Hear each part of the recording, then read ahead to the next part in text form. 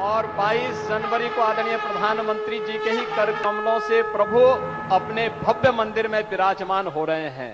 जय श्री राम, जय जय श्री राम।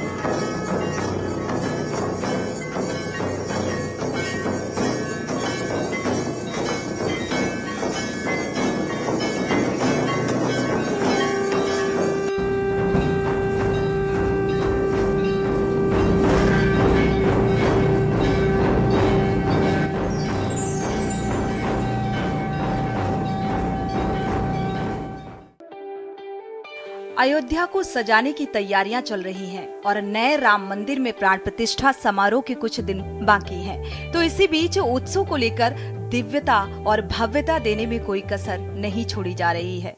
मानो श्री राम की नगरी अयोध्या का प्राचीन वैभव दोबारा लौट रहा है और एक तरफ श्री राम मंदिर प्राण प्रतिष्ठा की तैयारी देखने को मिल रही है, तो दूसरी तरफ मंदिर निर्माण की कवायद पूरी की जा रही है। अयोध्या में निर्माण कार्य पूरा करने और गर्भगृह को चमकाने तक की डेडलाइन फिक्स हो गई है। तो वहीं सरयू नदी के किनारे बह रही ठंडी हवा भी प्रभु श्री राम के आगमन की दस्तक दे रही है। भारतवर्ष यानी भारत में छोटी बड़ी लगभग 200 नदियां हैं और इनमें से कई नदियां तो पवित्र और पूजनीय मानी जाती हैं, जिनमें स्नान करना पवित्र और पुण्य फलदायी होता है। ऐसी कई नदियां हैं जिनका इतिहास काफी पुराना और रोचक रहा है। गंगा, यमुना, गोदावरी, नर्मदा जैसी पवित्र नदियों को देश में विशेष स्थान मिला है। वहीं बात करें सरयू नदी की, तो ये नदी श्री राम के वनवास काल से लेकर उनके अयोध्या वापसी की साक्षी रही है और ऐसे में राम की नगरी अयोध्या के चरण पखारने वाली सरयू नदी वर्णन ना हो इसका तो अयोध्या की गाथा अधूरी रह जाएगी, क्योंकि सरयू श्री राम के जन्म से वन गमन और बैकुंठ गमन की साक्षी रही है और इसीलिए तो सरयू का नाम सुनते ही मन में राम नगरी की छवि बन जाती है। रामायण काल में सरयू कौशल जनपद की प्रमुख नदी थी और वहीं महाभारत के भीष्म पर्व में भी सरयू नाम का उल्लेख मिलता है। इसे ब्रह्मचारिणी बताया गया है। रामचरितमानस में गोस्वामी तुलसीदास जी ने सरयू की महिमा का बखान करते हुए लिखा है, अवधपुरी ममपुरी सुहावनी, उत्तर दिशा बसरियू पावनी। इस चौपाई के जरिए तुलसीदास जी ने सरयू नदी को अयोध्या की प्रमुख पहचान के रूप में पेश किया है।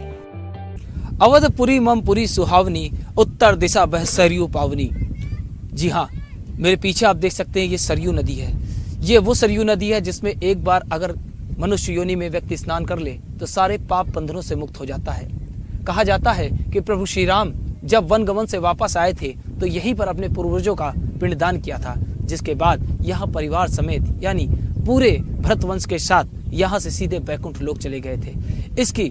इसका इतिहास भी सरयू नदी का बहुत पुराना है। कहते हैं कि हिमालय से निकलकर उत्तराखंड की तलहटी से होते हुए घाघरा नदी जब अयोध्या में प्रवेश करती है तो सरयू नदी में बदल जाती है, जिसके बाद ये पाप मोक्षदायिनी सरयू नदी लोगों के सारे पापों को हरती है। अयोध्या में राम मंदिर का निर्माण कार्य बहुत तेजी से चल रहा है। 22 जनवरी को रामलला की प्राण प्रतिष्ठा होनी है, लेकिन जब तक सरयू नदी की बात ना हो तब तक कहानी पूरी नहीं होती। पद्म पुराण के उत्तराखंड में सरयू नदी की महिमा का बखान किया गया है और महर्षि पणिनि ने अपनी पुस्तक अष्टाध्यायी में सरयू नदी का उल्लेख किया है। और वहीं लोक भाषा में सरयू नदी को लेकर ऐसा कहा जाता है कि सरयू में नित दूध बहत है, मूर्ख जाने पानी। और इसका अर्थ ये है कि पावन सरयू नदी में निरंतर दूध के समान अमृत बह रहा है, जिसे मूर्ख लोग पानी समझते हैं। वामन पुराण के 13वें अध्याय, ब्रह्म पुराण के 19वें अध्याय और वायु पुराण के 45वें अध्याय में गंगा, यमुना, गोमती, सरयू और शारदा आदि नदियों का हिमालय से प्रवाहित होना बताया गया है। कैसे हुआ सरयू नदी का उद्गम? सरयू वैदिक कालीन नदी है जिसका उल्लेख ऋग्वेद में भी मिलता है। पुराणों में वर्णित है कि सरयू भगवान विष्णु के नेत्रों से प्रकट हुई। कहा जाता है कि इस पवित्र नदी का उद्गम भगवान विष्णु के आंसू से हुआ है। आनंद रामायण की यात्रा कांड के अनुसार प्राचीन काल में शंकासुर दैत्य ने वेद को चुराकर समुद्र में डाल दिया था और खुद भी वहां जाकर छिप गया था। तब भगवान विष्णु ने मत्स्य अवतार धारण कर दैत्य का वध किया और ब्रह्मा को वेद सौंपकर अपने वास्तविक रूप में आ गए। उस समय हर्ष से भगवान विष्णु की आंखों से प्रेमाश्रु टपक रहे थे। ब्रह्मा ने विष्णु जी के उस प्रेमाश्रु को मानसरोवर में डालकर उसे सुरक्षित कर लिया और इस जल को महापराक्रमी वैवस्वत महाराज ने बाण के प्रहार से मानसरोवर से बाहर निकाला और यही जलधारा सरयू नदी कहलाई। त्रेता युग की अयोध्या का इतिहास जितना पुराना है उतना ही पुराना इतिहास है सरयू नदी का। कहा जाता है कि वैदिक काल में और ऋग्वेद में भी सरयू नदी का जिक्र है। शंकासुर नाम का एक राक्षस था जो भगवान ब्रह्मा जी के वेदों को चुरा करके अपने साथ ले गया। सभी देवता चिंतित होने लगे, विष्णु भगवान की आराधना करने लगे। तभी विष्णु भगवान ने मत्स्य रूप में अवतार लेकर के शंकासुर राक्षस का वध किया और वेदों को निकाल करके भगवान ब्रह्मा जी को सौंप दिया। उसी समय भगवान विष्णु की आंखों से खुशी के मारे आंसू छलक पड़े। उन आंसुओं को ब्रह्मा जी ने अपने मानसरोवर में एकत्रित किया और ले जा करके उसको मानसरोवर में रख दिया। कहा जाता है कि वैश्विक महाराजा जो बहुत तपस्वी हुआ करते थे, उन्होंने अपने बाण से उस मानसरोवर को तोड़ दिया और जहां से इस सरयू नदी का उद्गम हुआ। जो सरयू नदी आज इतनी पावनी है जो किसी भी व्यक्ति का कलयुग में पाप धोती है, यानी जो भी व्यक्ति यहाँ आकर के स्नान करता है वो अपने पाप बंधनों से मुक्त हो जाता है। मत्स्य परायण के अध्याय 121 और वाल्मीकि रामायण के 24वें सर्ग में इस नदी का वर्णन है। सरयू नदी वास्तव में शारदा नदी की ही सहायक नदी है और इसे सरयू या सूरज नदी भी कहा जाता है। सरयू नदी उत्तराखंड के शारदा नदी से अलग होकर उत्तर प्रदेश के जरिए अपना प्रवाह जारी रखती है और ये मुख्य रूप से हिमालय की तलहटी से निकलती है और शारदा की सहायक नदी बन जाती है। बात करें अगर सरयू नदी की तो इतिहास की, तो उल्लेख प्राचीन हिंदू धर्म शास्त्रों, वेद और रामायण में भी मिलता है। सरयू गंगा की 7 सहायक नदियों में एक है। सरयू नदी की पवित्रता ऐसी है कि इसमें स्नान करने से मनुष्य की अशुद्धियां नष्ट हो जाती हैं। त्रेता युग में भगवान श्री राम का जन्म स्थान और राज्य की राजधानी अयोध्या सरयू तट पर स्थित है। ऐसा कहा जाता है कि भगवान श्री राम की बाल लीला के दर्शन के लिए ही सरयू का आगमन धरती पर त्रेता युग से पहले हुआ था और इस तरह से ये नदी न केवल अयोध्या बल्कि संपूर्ण भारत के लिए बहुत ही महत्वपूर्ण मानी जाती है।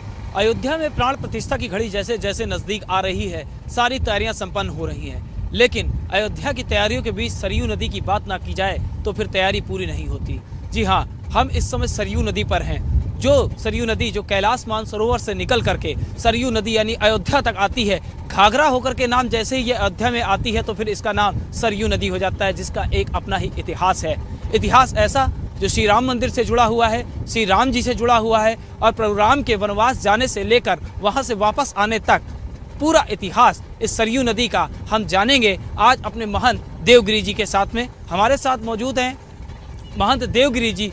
इसके बारे में क्या कहना चाहेंगे महंत जी? ये बहुत अच्छा है, आपने क्वेश्चन किया है। ये हिमालय से लेके चलते हुए आती है अयोध्या तक। इसका श्री भगवान श्री रामचंद्र जी वनवास से लेके वापस आने तक इस नदी का महत्व रहा है और इस नदी को उल्टा उत्तर दिशा में बहती हुई रहती है। इसका मेन इतिहास यही है कि ये भगवान श्री रामचंद्र जी के जो पोता थे सरजू जी के मन्नत घाघरा नदी गंगा माँ के रूप में मन्नत से मांगते मांगते तपस्या करके अपने अयोध्या नगरी तक लाई गई है। ये इसका इतिहास है और अयोध्या नगरी को स्वर्ण बनाने के लिए महत्व रहा और अयोध्या नगरी से वापस जब श्री रामचंद्र जी वनवास से आए उसके बाद इनका तत्काल तक राज शासन रहा। उसके बाद जहाँ सरजू नदी में घाघरा नदी और सरजू नदी के बीच में ही उन्होंने जल समाधि ली थी। ये इसका विवरण है। महंत जी कहते हैं कि वेद और पुराणों में भी इस नदी का जिक्र आता है। सरयू नदी का महत्व बहुत बढ़ जाता है जब वेद और पुराणों की बात होती है। वेद पुराणों में इसे किस प्रकार से इस नदी का वर्णन किया गया है?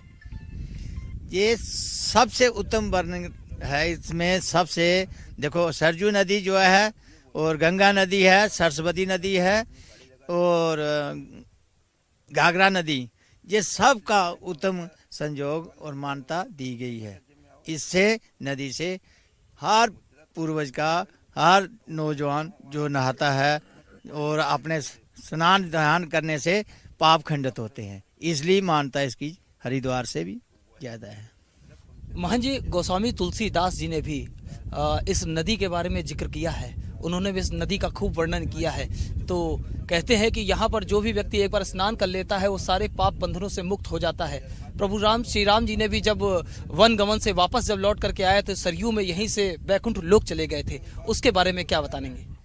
नहीं, ये उन्होंने बिल्कुल ठीक किया है। जो भी बैकुंठ गए थे, बैकुंठ के बाद उन्होंने आते ही सारे शासन में अपने में सबसे बातचीत कर दिया। करने के बाद उन्होंने ये बताया कि जो इस नदी में नहाएगा वो हर कष्ट से मुक्ति हो जाएगा और लंबी आयु प्रदान होगा। सरयू नदी के उद्गम के बारे में अगर महंत जी बात करें तो इसका उद्गम के बारे में कुछ इतिहास है। वेद पुराणों में तो वर्णन है ही, कलयुग में भी सरयू नदी का पाट इतना चौड़ा है कि आज भी इसकी महिमा है कि यहाँ पर आने वाले श्रद्धालु एक बार सरयू नदी में स्नान जरूर करना चाहते हैं। उसके बारे में, इसके उद्गम के बारे में, इतिहास के बारे में थोड़ा सा बताइए। देखो, सबसे उद्गम इसका इतिहास यही है कि जितना भी हम लोग इसके नदी में स्नान कर लें और जितना भी हम लोग इसके बारे में सोचें और जितना बोल सकें इतना कम है। ये इतनी महानता है, प्रभु श्री राम की दिव्य जन्नत है। बौद्ध ग्रंथों से लेकर ऋग्वेद तक में अयोध्या के सरयू नदी का जिक्र है। कहा जाता है कि भगवान यहीं से बैकुंठ लोक अपने परिवार के साथ गए थे।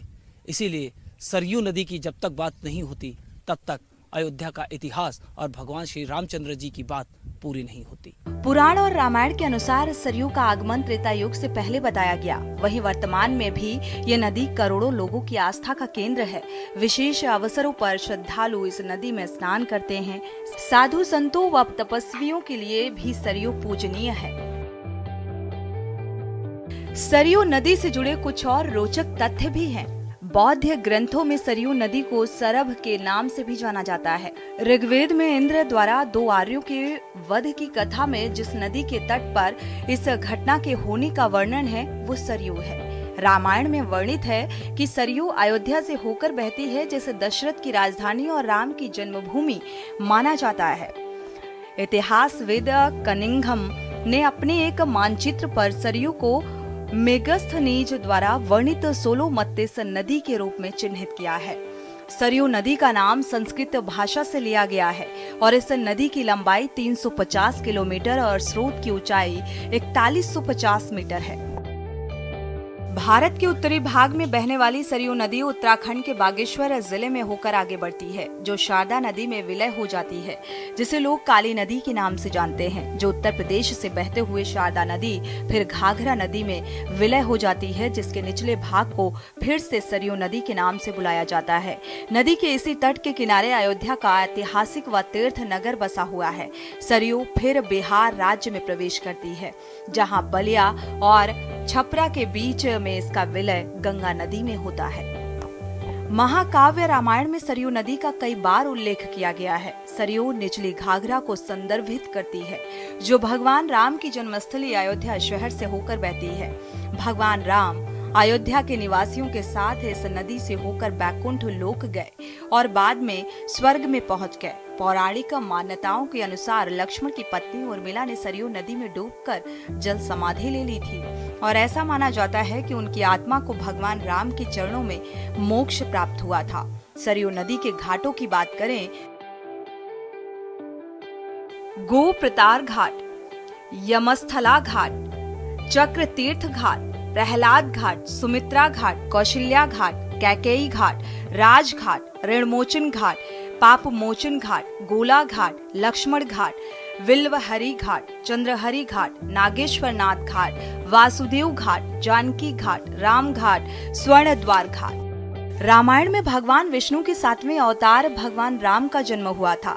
पौराणिक कथाओं में ये भी उल्लेख है कि सरयू नदी के तट पर राजा दशरथ द्वारा दुर्घटनावश श्रवण कुमार की हत्या कर दी गई थी और ये भी कहा जाता है कि सरयू नदी धरती के नीचे बहने वाली एकमात्र नदी है। सरयू नदी को शापित नदी भी कहा जाता है। भगवान श्री राम ने सरयू नदी में जल समाधि लेकर अपनी लीला का अंत किया था, जिसकी वजह से भगवान भोलेनाथ सरयू नदी पर अत्यंत क्रोधित हो गए थे और उन्होंने सरयू नदी को ये श्राप दे दिया था कि तुम्हारे जल का प्रयोग मंदिर में चढ़ाने के लिए नहीं किया जाएगा और तुम्हारा जल पूजा पाठ में भी प्रयोग नहीं किया जाएगा, जिसमें मां सरयू भगवान भोलेनाथ के चरणों में गिर पड़ी और कहने लगी कि प्रभु, इसमें मेरा क्या दोष है? ये तो विधि का विधान था जो कि पहले से ही निर्धारित था, इसमें भला मैं क्या कर सकती हूँ? माता सरयू के बहुत विनती करने पर भगवान भोलेनाथ ने मां सरयू से कहा कि मैं अपना श्राप वापस तो नहीं ले सकता, लेकिन इतना हो सकता है कि तुम्हारे जल में स्नान करने से लोगों के पाप धुल जाएंगे, लेकिन तुम्हारे जल का प्रयोग पूजा पाठ और मंदिर में नहीं किया जाएगा। अयोध्या में सरयू नदी के तट पर घूमने के लिए कई प्रमुख आकर्षण स्थल हैं, जिनमें लाखों पर्यटक पूरे साल घूमने के लिए आते हैं। इसमें कोई दो राय नहीं है कि एक पुराने इतिहास को संजोए हुए सरयू नदी भविष्य में भारत की बड़ी आर्थिक शक्ति बनाने में महत्वपूर्ण भूमिका निभाने वाली है, क्योंकि ये राज जन्मभूमि मंदिर के निर्माण के बाद दुनिया भर से लोग यहाँ आएंगे और इस पवित्र नदी में स्नान करेंगे। भगवान श्री राम के बाल्यकाल से लेकर के उनके बैकुंठ धाम तक जाने की साक्षी रही सरयू नदी आज भी करोड़ों लोगों के लिए आस्था का केंद्र है। साधु संतों के लिए सरयू नदी बेहद पूजनीय है, जो अपने आप में इतिहास को समेटे हुए है। कैमरा पर्सन सुरेंद्र और अपने सहयोगी आरपी सिंह के साथ मैं विनीत शर्मा, के न्यूज इंडिया, अयोध्या। और 22 जनवरी को आदरणीय प्रधानमंत्री जी के ही कर कमलों से प्रभु अपने भव्य मंदिर में विराजमान हो रहे हैं। जय श्री राम, जय जय श्री राम।